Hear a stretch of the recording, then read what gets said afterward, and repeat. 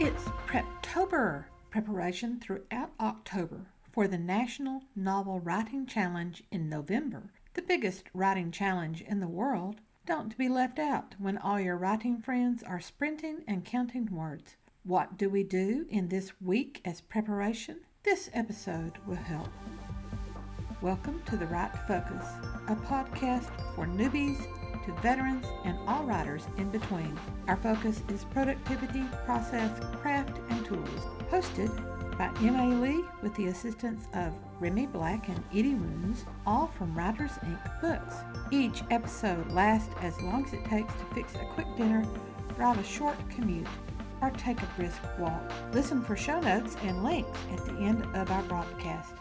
Now, on to the episode. First up, as of the recording of this episode, M.A. Lee has published the paperback version of her newest release, a 1920 mystery entitled Portrait with Death. Look for the bundle soon. Remi Black just released a bundle of epic fantasy, Tangled Spells, and is working on her next releases, a series of novellas that will be bundled as Spells of Earth. Edie Runes is rethinking all of her problems with spring magics, the last book in her epic fantasy called Seasons in Sandsworth.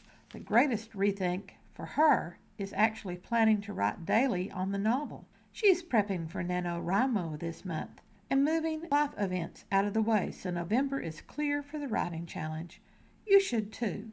We know we will lose writing time at Thanksgiving. Schedule now for how to make up that lost time. PrepWork for PrepToBer is to work on our situation and conflict, the basics of our primary characters, and the difficulties they are in. Remember, this is prep work, not set in stone. Our work this week will alter a bit, and sometimes greatly. We also need to set our guiding theme that will become our teaser.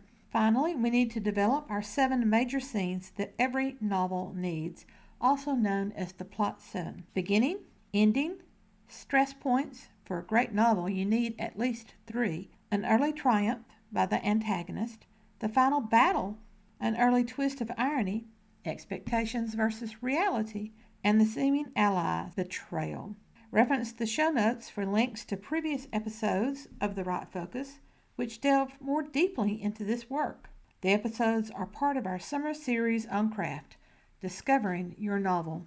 The majority of today's time is inspiration from Remi Black. It's entitled Into the Labyrinth and plays with that metaphor of a string unrolled by Theseus when he confronted the minotaur. We, of course, are Theseus, and writing is our minotaur to be conquered. Hopefully, the 10 bits of string from Remi will help Edie Runes. Here we go.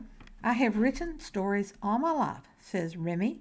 With Dream a Deadly Dream, I thought, here's a story with intriguing characters and a twisty plot and a catchy title. This is the book. This is the first book that will be published by the official big publishing houses. I sent out the original manuscript with great hopes. Back it bounced, usually with a nice rejection letter attached. I call those rejections nice because the comments would be things like, great writing, or I loved this story, or I really liked the characters, or something else that gave me hope. Just like a journey into the labyrinth, reaching the end of the ball of string and finding a 2-horned monster waiting, when I reached the end of the letter, my spirits would be crushed. What monster waited for me in that last paragraph? The reason for the rejection. The editor's statements always varied. This book's not magical enough, or it doesn't have enough fighting, or it's not different enough from the other books in our catalog, or it's not like our other books in the catalog, or it's not romantic enough, or it's too romantic for our readers. Hopes raised only to be crushed. Replies that confused while I considered what next to do. I was wandering in a black maze without light. After a year of this, I decided to shelve Dream a Deadly Dream. Later, I've told it. I've since self-published this fantasy novel, and you can decide for yourself. Here's the first bit of string for today. Keep writing. Writers have more than one story to tell. While Dream Deadly was bouncing back and forth, I worked on Sing a Graveyard Song. I muddled through that manuscript a slow go, trying to increase the fighting and add more magical and reduce the romance while keeping enough of it to satisfy me. Then I would jerk out what I added in because it didn't really fit the story. I wrote and revised and trashed and rewrote and wrote again and again revised and again trashed. Early in the writing of Sing a Graveyard Song, I realized that the story of Alstera, one of the two protagonists in Dream a Deadly Dream, would require multiple books. Alstera started as a side character in Dream Deadly, but here she was in Sing Grave taking charge of the story. She had morphed from the archetypal ally into a full-blown protagonist. A full-blown protagonist has her own issues and conflicts. Alstera had a compelling backstory as well.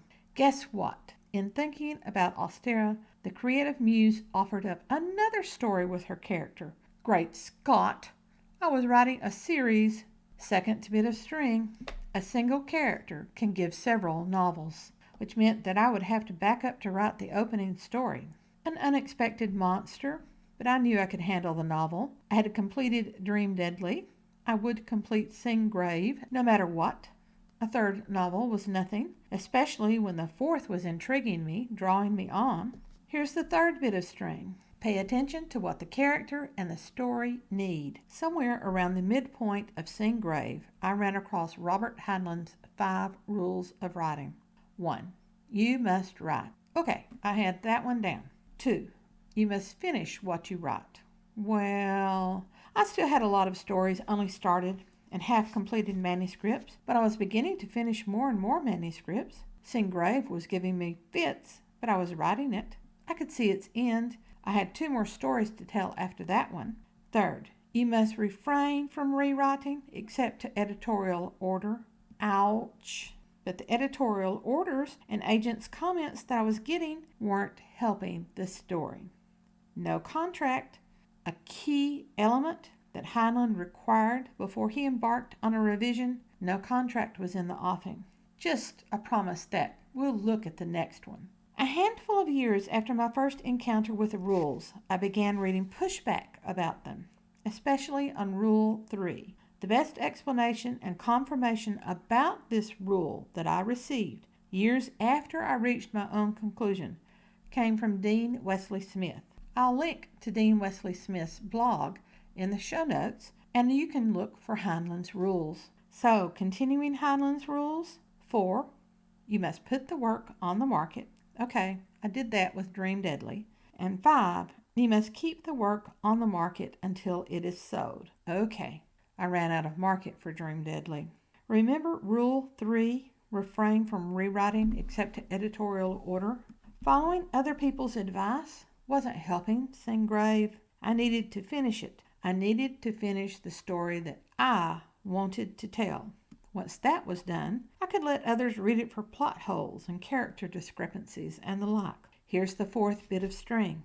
Finish what you start without listening to other people's comments. Those comments can kill your story. So I followed my own bit of string.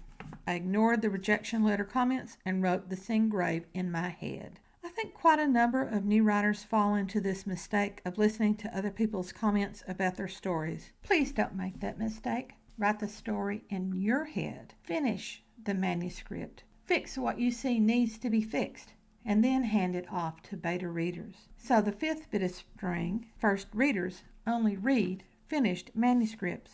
The best first readers take a hard look at the story, which may require additions and revisions on your part. Gutting and enhancing. Listen to the best ones.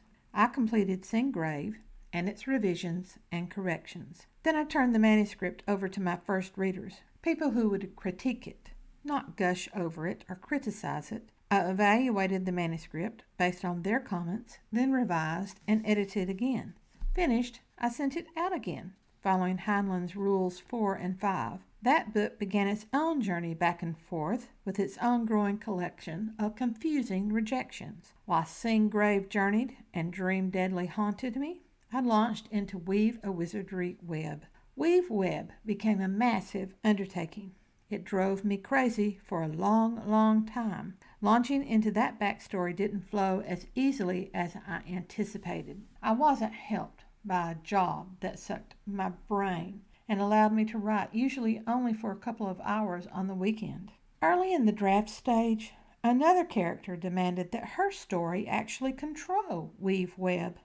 Astera, for whom I wrote this book, took a sub-primary role. She wasn't secondary, but she definitely wasn't the chief protagonist. I wrote sketch after sketch. Some scenes had different versions. This demanding book still refused to come together.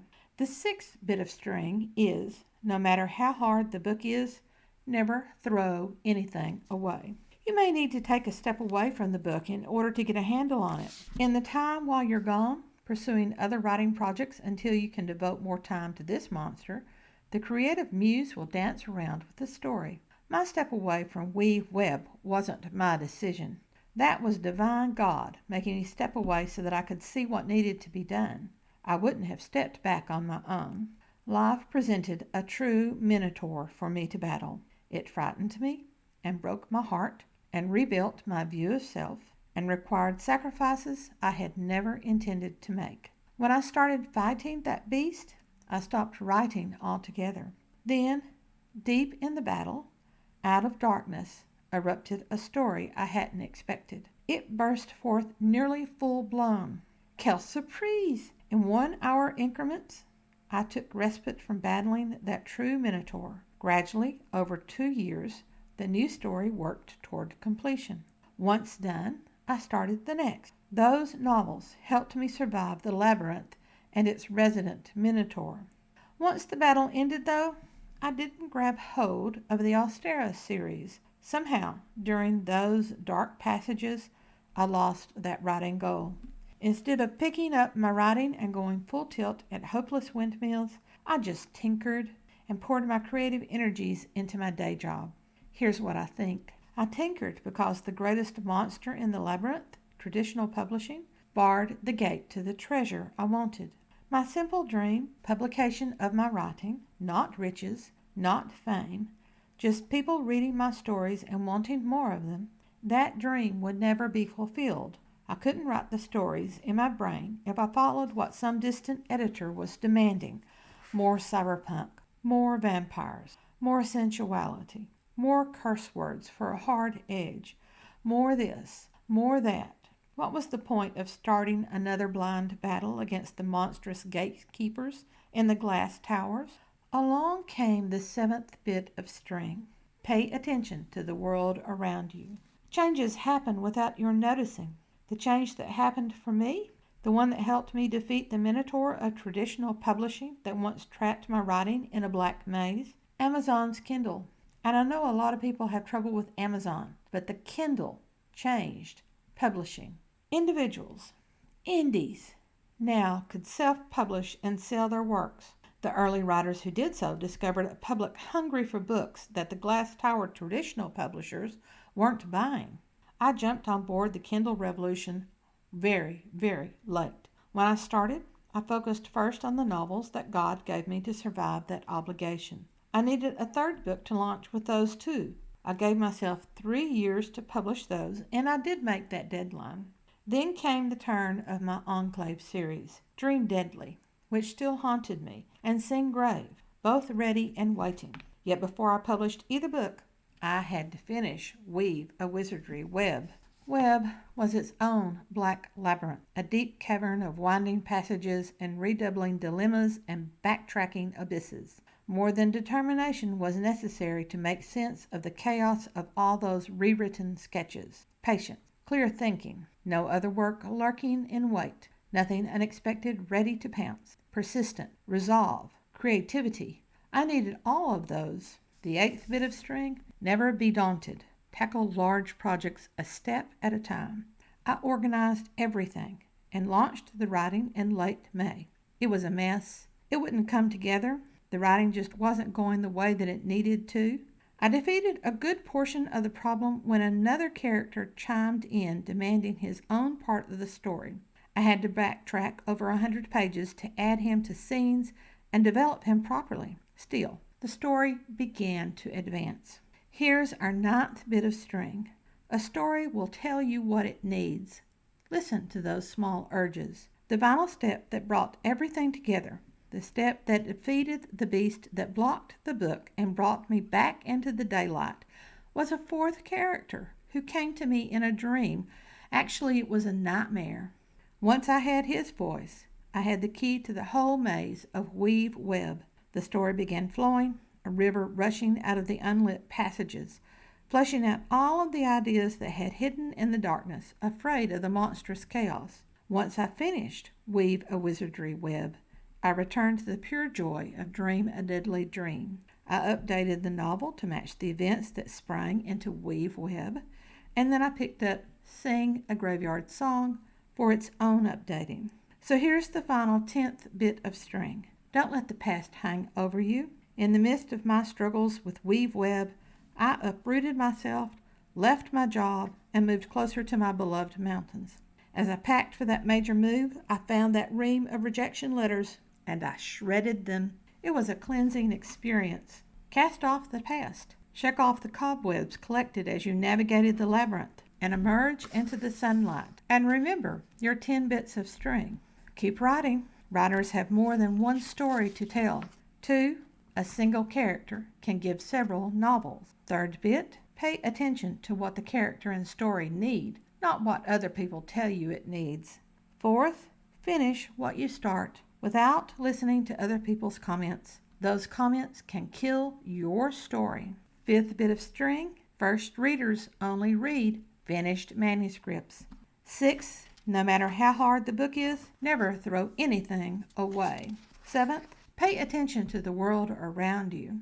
8th, never be daunted. Tackle large projects a step at a time. 9th, a story will tell you what it needs. Listen to those small urges, especially when they're dreams. And the 10th bit, don't let the past hang over you. Next week, we have more for PrepToBer, a week's worth of intense craft and inspiration, getting ready for the greatest novel challenge in the world. As for the inspiration for this week, it's an anonymous statement that we all have found so true. This comes from Sophie Burnham's For Writers Only. Anonymous says, "Nothing in the world can take the place of persistence. Talent will not. Nothing is more common than unsuccessful men with talent. Genius will not. Unrewarded genius is almost a proverb. Education alone will not. The world is full of educated derelicts. Persistence and determination alone are omnipotent." Thanks for listening to The Right Focus, a podcast for writers at all levels, hosted by M.A. Lee, Remi Black, and Edie Rooms, all from Writers Inc. Books. Our focus is productivity, process, craft, and tools. Show notes for these and other episodes are at therightfocus.blogspot.com. Write to us at linkbooks@aol.com. When you find value in our content, share with your writing friends or write a review. And whatever occurs, write on.